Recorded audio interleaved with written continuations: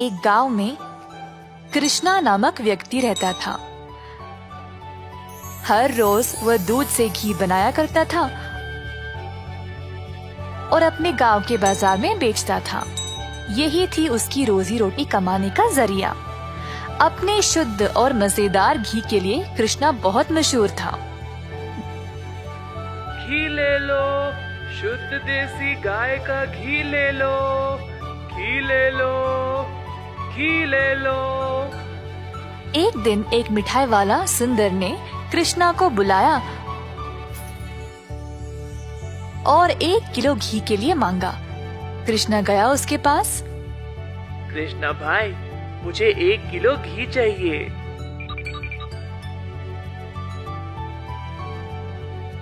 कृष्णा घी को तोलने लगा। जब सुंदर ने देखा कि घी कितना शुद्ध था तो वह अपने आप को रोक ही नहीं पाया। सुंदर ने और घी लेने का निर्णय लिया। रुको कृष्णा, मुझे तुम 1 नहीं 2 किलो घी दे देना। पता नहीं बाद में बचेगा या नहीं। तुम्हारा घी सबसे शुद्ध है और मुझे स्वादिष्ट मिठाई बनाने में मदद करता है। ओ बढ़िया जी, धन्यवाद सुंदर साहब।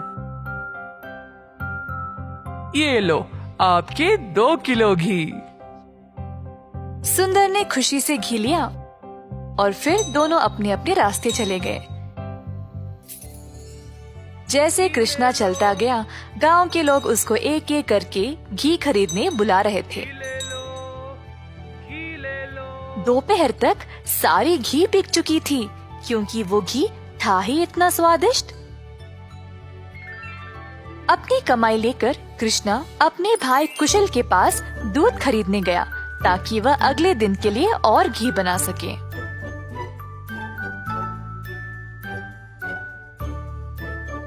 हर रोज कुशल देखता था कि उसका भाई बहुत घी बेचकर अच्छा पैसा कमा रहा था और उसका कारोबार दिन पे दिन और भी ज्यादा बढ़ने लगा। भाई, मुझे 5 लीटर दूध चाहिए घी बनाने के लिए। ओह, अभी तो मेरे पास नहीं है 5 लीटर। क्यों ना तुम शाम को आ जाओ, मैं तुम्हारे लिए बाजू में रखूंगा।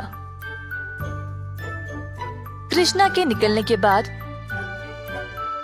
कुशल की पत्नी उसके लिए पानी लेके आई। देखा कमला, कृष्णा की तो किस्मत ही बदल रही है। दोपहर में ही इसने सारी घी बेच डाली और दूध के लिए वापस आया था। आप सारा दूध इनको ही दे देते हो ना, क्यों ना इस बार आप दूध में थोड़ा सा पानी मिला के दो।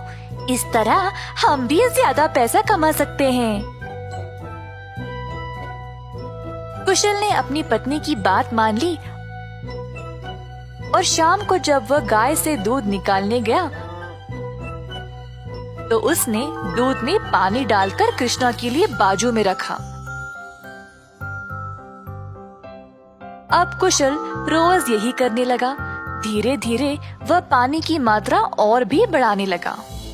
अब कृष्णा इस बात से अनजान समझ नहीं पाया कि उसकी घी की शुद्धता दिन पे दिन कम क्यों होती जा रही। इस वजह से उसके बहुत सारे ग्राहक भी कम होते गए। अब कृष्णा दूध की गुणवत्ता को जांचना चाहता था तो उसने दही जमाया। जब दही जमा तो उसने ऊपर इतना सारा पानी देखा। शायद गाय की सेहत ठीक नहीं है, इसीलिए अच्छा दूध नहीं दे रही होगी। मैं कुशल को ये बात बोलता हूँ। जब कृष्णा कुशल के घर गया तो उसने अपने भाई और उसकी पत्नी को दूध में पानी मिलाते हुए देख लिया।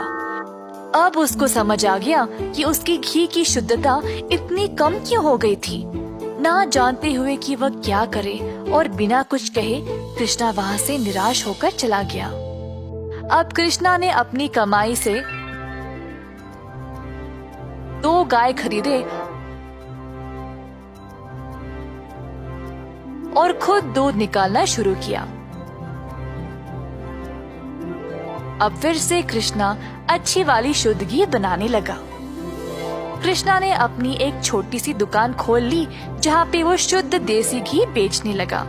उसी समय सुंदर उसके पास आया और बोला, हाय कृष्णा, पिछले कुछ दिनों से घी कुछ ठीक नहीं है। मेरे मिठाइयों के लिए अच्छे ग्राहक थे, केवल आपकी शुद्ध घी की वजह से। उम्मीद है अब आप अच्छा घी बना रहे हो। मैं चाहता हूँ कि मेरे ग्राहक वापस आ जाए। आप ये 2 गाय देख रहे हो, ये मैंने ही लाए हैं अब खुद दूध निकालने। अब से मैं ही दूध निकाल रहा हूँ, तो आज से घी भी सबसे बढ़िया मिलेगी। जैसे दिन बीतते गए, अब कृष्णा से और लोग घी खरीदने लगे। कुछ ही दिनों में कृष्णा ने और गाय खरीदे। उसने कुछ नौकरों को अपनी दुकान पर काम पे भी लगाया, हाथ बटाने के लिए। अंततः कृष्णा काफी अमीर बन गया और ईमानदारी से अपना कारोबार चला रहा था।